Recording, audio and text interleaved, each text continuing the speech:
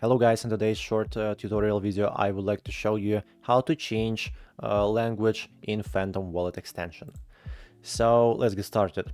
First of all, just open up an extension, click on this icon, and here you can find Phantom.